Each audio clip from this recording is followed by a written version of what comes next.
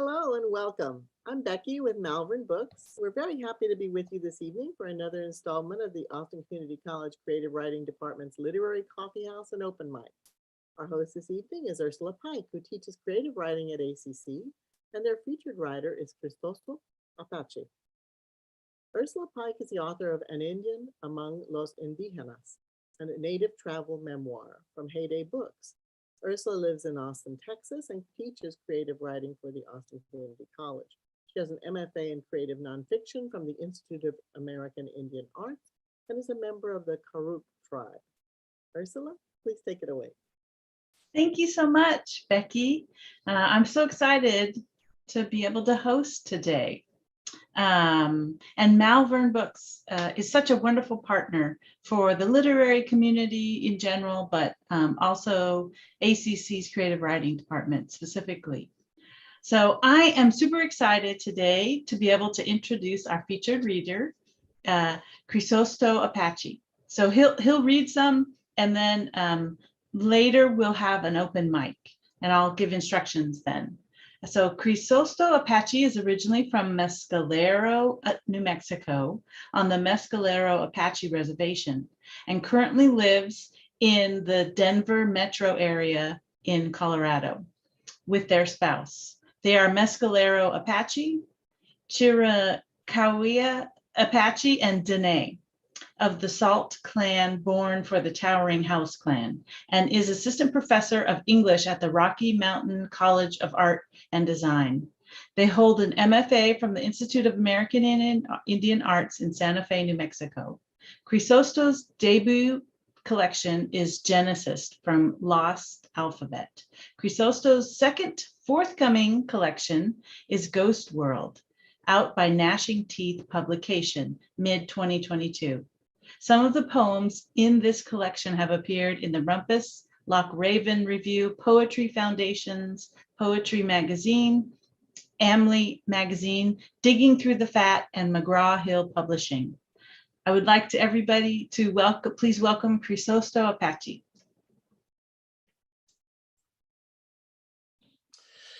Good evening, everybody. Thank you again for inviting me. Thank you, the Austin Community College, Malvern Books, and everybody who was able to join us tonight. So yes, I'm really excited because a lot of things are happening this year, and one of the things that I'm really looking forward to is the publication of my second book, Ghost Word, which I'll read some of those parts of those poems later tonight. But I'm going to start off with my first book called Genesis Redacted. It might be backwards, but anyhow, this book, the first book of mine, was kind of an interesting process to go through. The collection itself is highly experimental. I really wanted to play with the page of each page, so I played a lot with the spacing. There's also an emphasis on Native American history. I wrote a poem in here that was dedicated to the 38 Dakota that were hung in Mankato, Minnesota. So I wrote a poem about that, sort of a list poem. And there's some treaty work that I've also wrote that's part of this collection as well. So yes, this book basically started with a conversation with my mother. I used to like having conversations with my mother because she had a lot of stories that she told me, mostly about our family and also about our history. She also taught me a lot about my Mescalero language, and also she spoke Dene, so she taught me a little bit about speaking Dene, which is an incorporation of this book. I sort of play along with both languages. And but the book initially started out with a conversation between me and my mother about the time she was carrying me during the 9 months in utero. I always thought that would be a very interesting kind of conversation because I don't know if we have an opportunity to have that conversation with our mothers as to where they traveled, what they were doing, what was happening at that sort of time. So kind of to go back to that idea, and really that's the thread of the book, was the 9 months during this period that my mother was carrying me. And she spent a majority of that time on my father's reservation called Tohajale, which is about maybe 20 miles west of Albuquerque. The name Tohajale means where the water originates. Like there's a place on the reservation that's a spring or a well where people used to go and get spring water. But yes, my mother spent a good time of a good portion of that time on my father's reservation with my father's mother. And during the wintertime, there was my father's mother did a lot of her weaving. So they spent a lot of time indoors, and my mom was there to help as they stayed in this small hogan on the reservation. So I'm going to read a few of the thread of mine. 1971. January says, the sheerest white lingers still. Cumulative stars gather against a verdant eastern sky. Her precarious frame rattles the entrance. Her womb leans alongside faint fire. A sedentary whelm of kerosene lanterns sinks. Fibers against her dense, rapid border begins to interweave. She emits woven laden cradle songs. Central fire sings of extinct salt, collapsing toward towering houses. Within the week of January, the quadrantid meteor shower grazes the Earth's atmosphere. Residue from the meteor afterglow laminates the constellation Botus.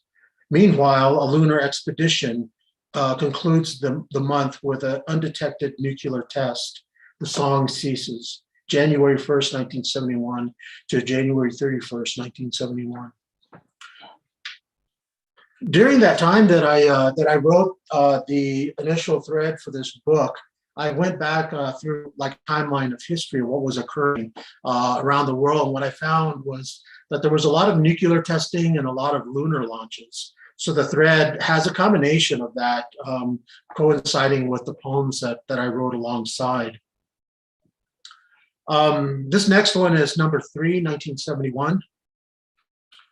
February says, the sheerest white is still upon the ground. She sits beneath a hunkering woolen veil.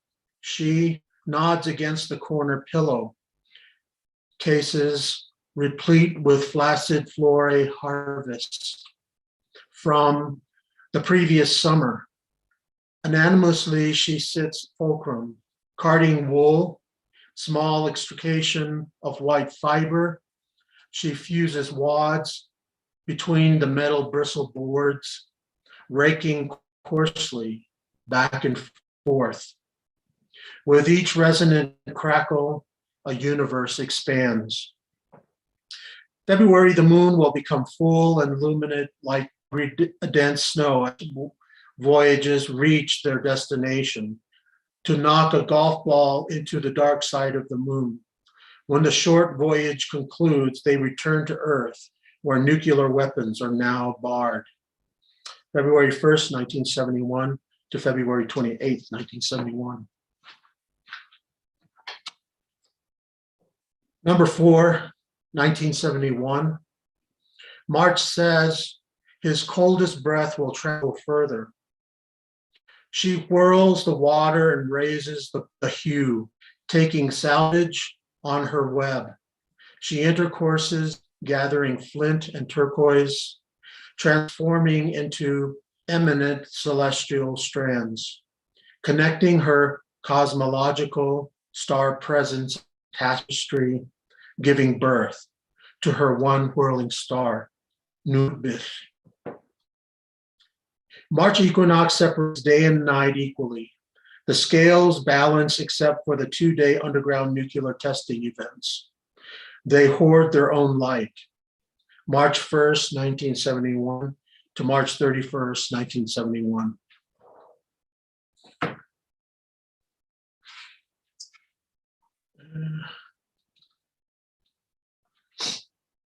So this one's the last poem of the book, and it's also the last thread.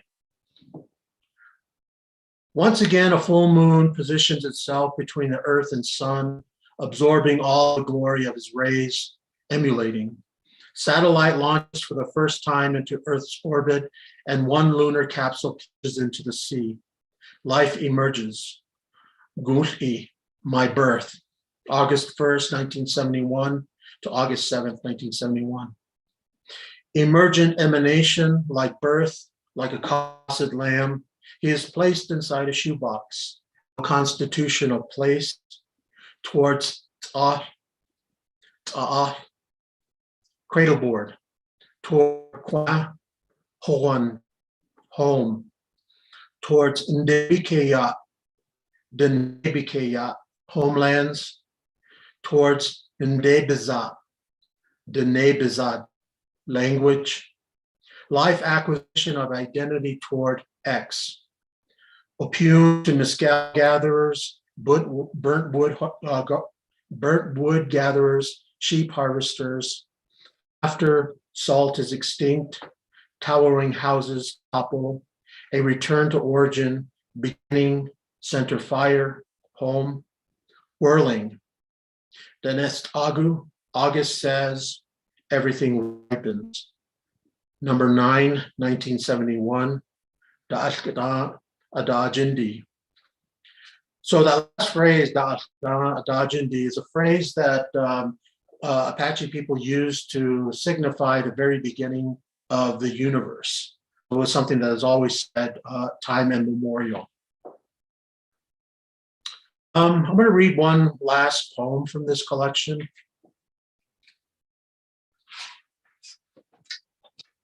And this one is called Synapse. There are a few poems that kind of snuck themselves into this collection that were dream poems, and this happens to be one of them. This one is called Synapse.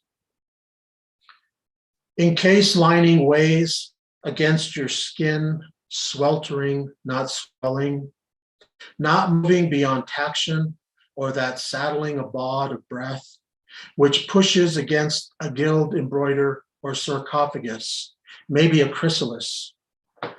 Cufflinks secure a phonic breath in crisscrossing singed hands. Another absence of your breath, no exclamations to butterfly wings, no trembling to hummingbirds. Your moon-written word, your sun phases form. Water delineates from swirling vacuum of air and whispering gasps. Your eyes widen on eaves, awake from last night. Water ripples from fountain drops. Iron wrench turns in a clockwise creak. Sighs decease and decompress. Counterclockwise increase your aspirate surge. Droplets cushion and form quickened moss, ever thickening at the base. A black glistening liquid undulates with slow currents, splaying glissades of ebbs by plummeting onto your chest cavity. Every breath hastens its impact, a cacophony of murmurs, soft kisses on your desiccant forehead, forsaking within a last glottal frill, never leaving your sneer, a cadaver's smiling gaze. The night before, a labyrinth of crude bathroom stalls lining up each cough or edifice, eminent in echo of moans and dispels, a small voice among lit lamp flickers. Night after night, these recurrences do not fade against the brown rust slippage of liquid language. Sitting at the edge of your lips, verdigris procures a sludge of blatant memory, sacred to turquoise at dusk. That same dusk, your body is left in a margin of cornfield and merging roadway. Your head faces south, tilting just enough to see the reoccurrence disappear in a gleam of red taillights. You again, again, and again, until the next morning, as the sun swells with pink linings, it bereaves the sound of doves taking flight, hushing the shrills of sitting thrush. All right, so The poems that I just read are from my first collection called Genesis Redacted. I think you can find them at the bookstore there at Malvern.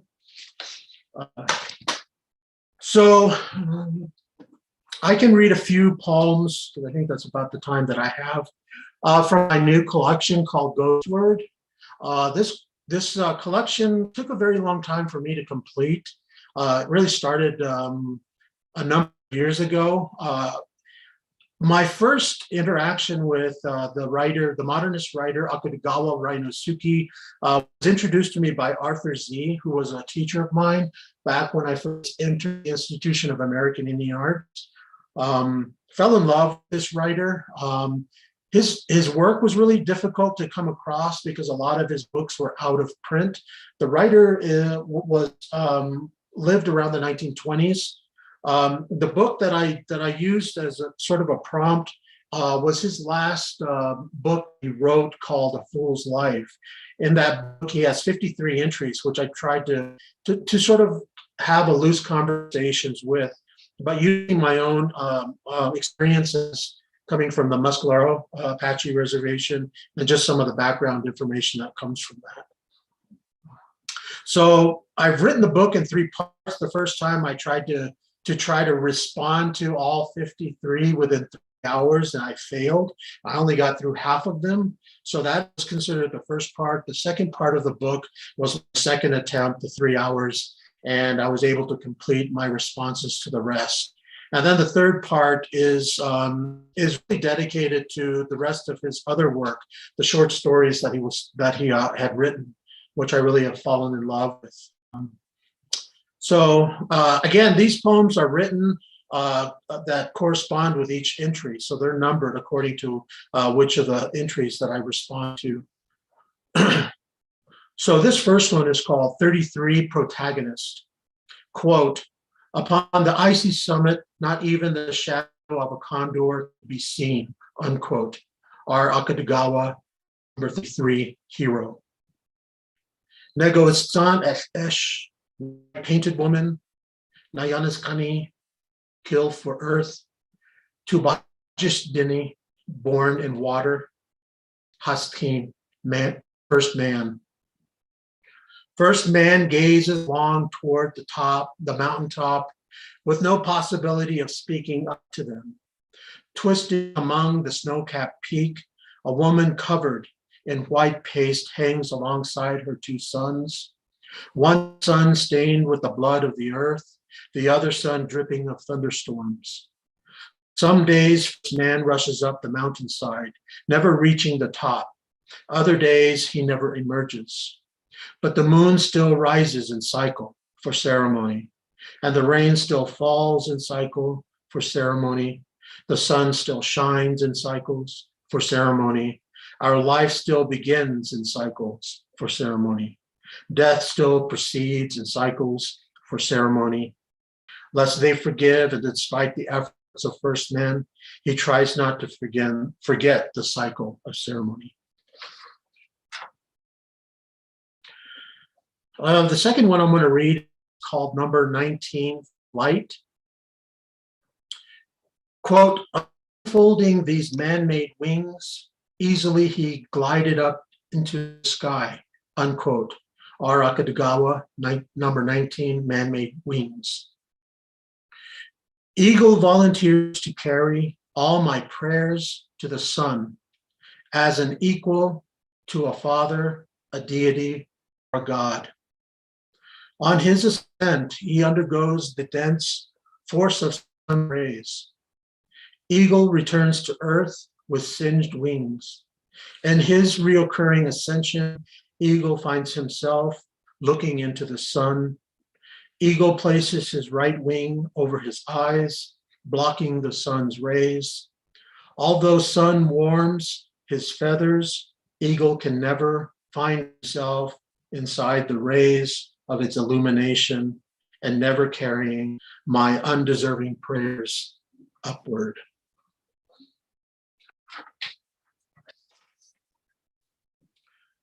This next one I'm going to read is called number 12, Crisosto. And Crisosto is a place on my reservation, close to where I grew up. It's a place where a few of my relatives lived. So this one is called number 12, Crisosto, for my uncle, E. de Kluge. Quote, the submarine inside was dim, unquote. Arakadagawa, number 12, Naval Base. In my youth, I hitched a ride to San Diego, across chirping desert and distant night. I grazed upon a slow-moving dark encasing a complex cerulean cavity. Each night I stood beneath the sky for hours, mesmerized at the perplexed reformatory of twinkling lights and broken glass fragments spreading against the glistening sunset. A faceless man behind a lost reflection of glass at a drive-up window informs me, too bad you know nothing of your past. How far will I walk against the night, confirming to the captivity I'd never realized? Some years under the kitchen table, they all huddle as the rampage continues toward the back of the house. A clash of debris crashing from the other room recoils, and broken sounds escape the barricade of doors. All I remember is returning in 1970. All they remember is me sitting at the edge of my bed with war still in my hands.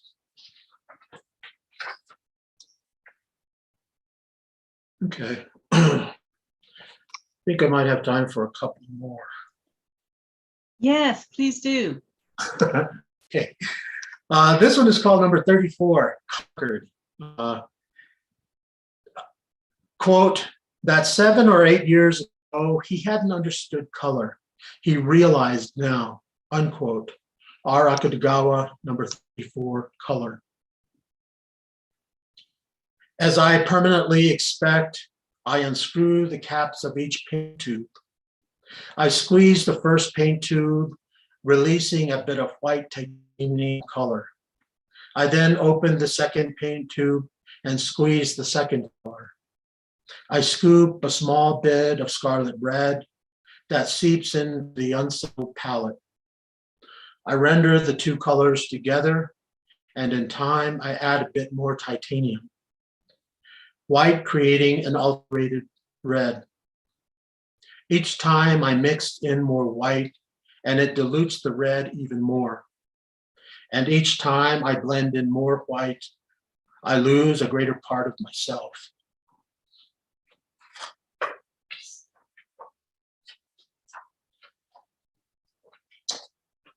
So this next one is number 10, Teachers.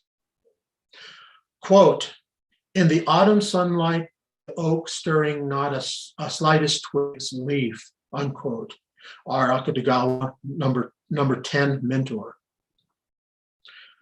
Hauling around these leginous crates containing copies of authors' signed books, old manuscripts, and scraps of paper, along with my own rejected scriptures that reveal the extensions of exerted tree branches and connections to frail bridges over land masses, and the remaining voices of contained bodies of water. The stationery mentions semantic connections inside each sheet of flattened pulp, concealing all my belongings I thought would make me a better writer. I can only remember the one tree and its branches overreaching, underneath each limb, shadowing the letters, consonants, and vowels of where I am. Awake and still thumbing through each page, trying to figure out how I will carry each copy. And each word inside those pages, the breeze gently courses. I remain unwavered, unmoved, and dreaming.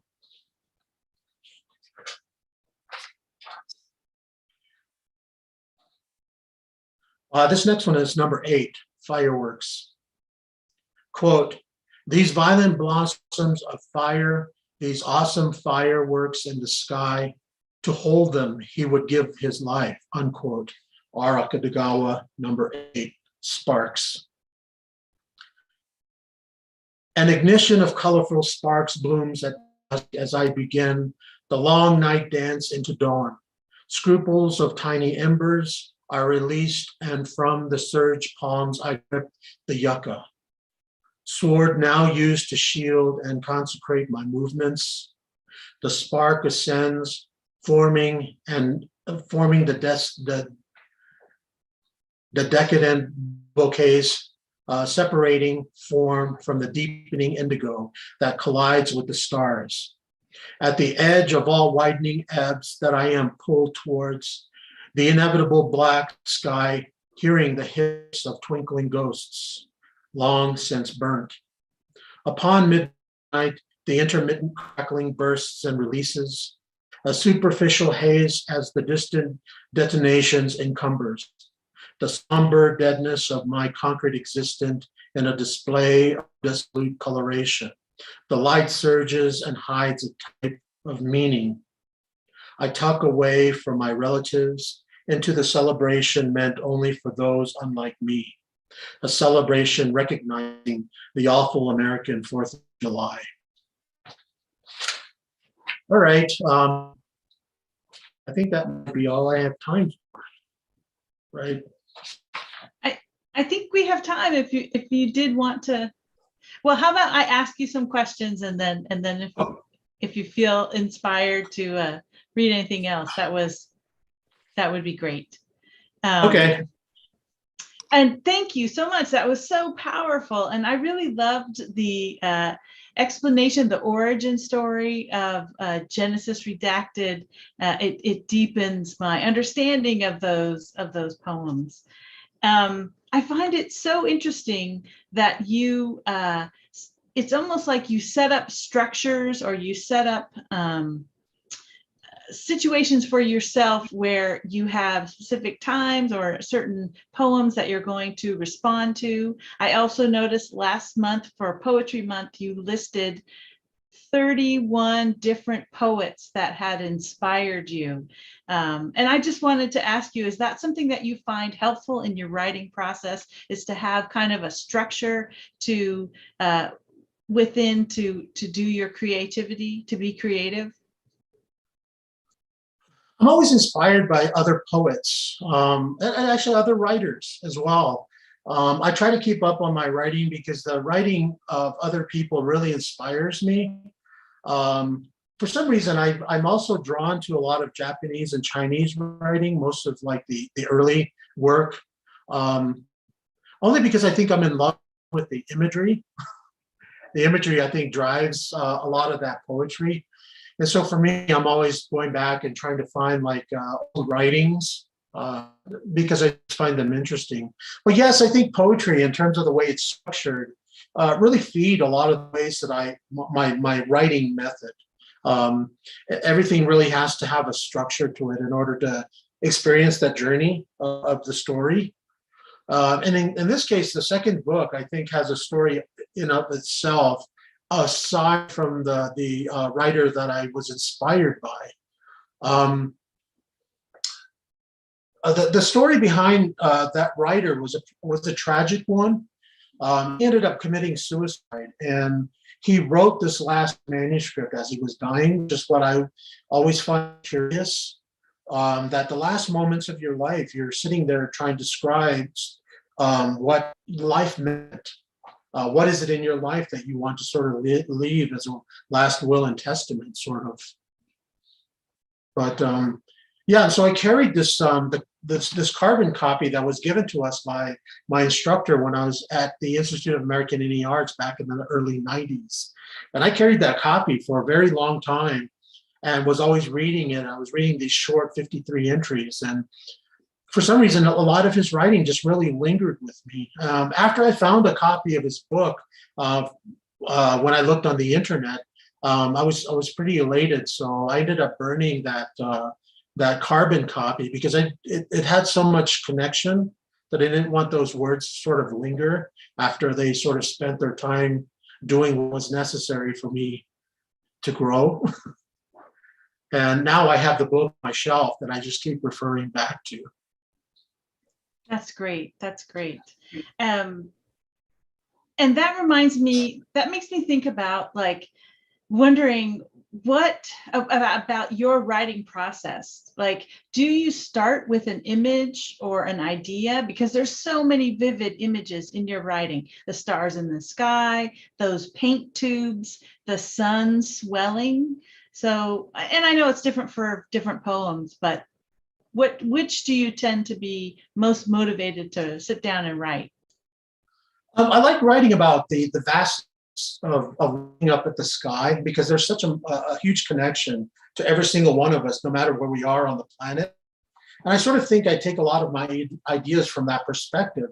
And then I try to zoom in on specific instances where, people might be experiencing that moment.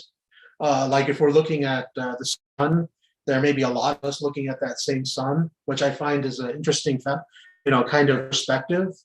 As far as my imagery, I mean, I'm really open to just like internalizing or going back into myself and sort of putting myself in that place, kind of thinking of the very minute details of what I might experience.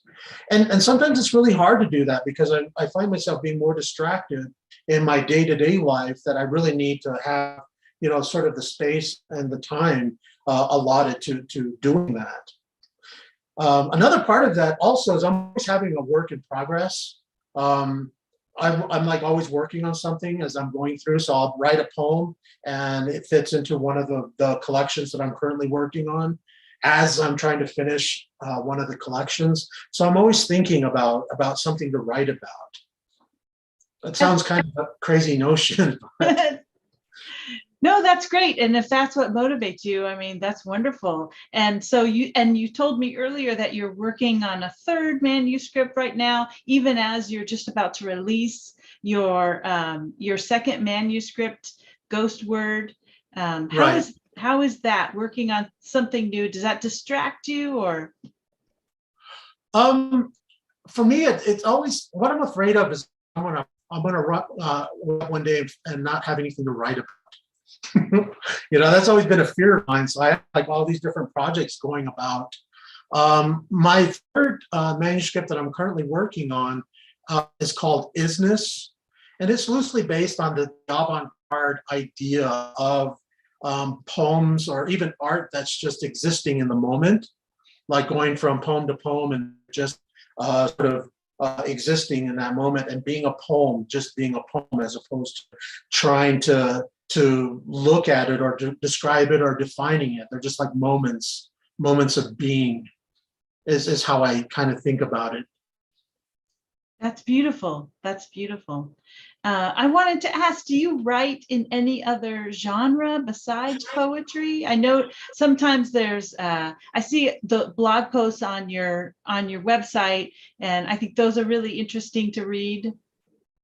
There's writings that have written that are more informational, but right now I'm trying to challenge myself to do a little narrative writing, kind of going back to my own life and pulling out moments and trying to work on a memoir, if you call it that. But it's really just going back to very specific moments of my life where I'm trying to moments of rediscovery or moments of redefining. And I think for me, that's really challenging because anytime that I sit down to write, it's always my poetic mind that's always thinking. I never really slow myself down enough to kind of explore the various moments I think narrative writing deserves. Right. I understand that. Well, that's exciting. I would be very interested in reading that. And I wanted to ask you, I know you're super busy, but is there something that you're reading or that you would recommend folks check out in addition to your own work? Oh, geez. I'm sorry to have caught you off guard with that. Yeah. I know there's so much that's coming out. It's like an avalanche. Let's see. I recently read and interviewed a poet named Yan Yi. The book is Dreams of the Divided Field. Very beautiful work. It's one I really love. I really love like getting into it and being able to have a conversation with the writer. Just looking at my bookshelf up here, one I know that I go back to quite a bit is Pura Pura Lopez Colome. She wrote a book called Watchword. I think another one called No Shelter. They were both translated by Forrest Gander. A couple of years, Forrest Gander won the Pulitzer Prize for poetry with his book Be With. And that's one book I go back to. She's such an amazing poet. Her use of language and using writers to sort of influence her is something that I really value a lot of the writing that I read. I always look for writers that are influenced by others or inspired by other people's writing. Let's see, what else am I reading? Oh, Forrest Gander's Be With is one that I really love. Yeah, no, thank you. Those are like so awesome. many. What I Like I know. said on my blog spot, I incorporate all the poems that I listed on social media on my website, so you can go in and like read them. Oh, great. Yes, I saw links to many amazing poets and poems. Yeah. And so your book is coming out later this year. If people wanted to kind of find out when you'll be reading again or other events that you might have, what's the best way to be aware of what you're doing? So following me on social media, Instagram. I'm more active on Instagram and Twitter. On my author page on Facebook, I'll post events there. I've been trying to be more dedicated to my website and updating that as I go along. The last several years I've been like totally busy, so I've slowly been uploading new information to my website of like upcoming events, links to follow. We recently did a Colorado Voices segment on Rocky Mountain PBS that aired a couple of weeks ago. Oh, great. Oh, great. And the link, yeah, I think I saw that. That's on your website. That's wonderful. Yes. So, well, that's great. I wanted to say, if you wanted to share one more poem before we go to the open mic, if you had something, that would be a wonderful way to close out this segment.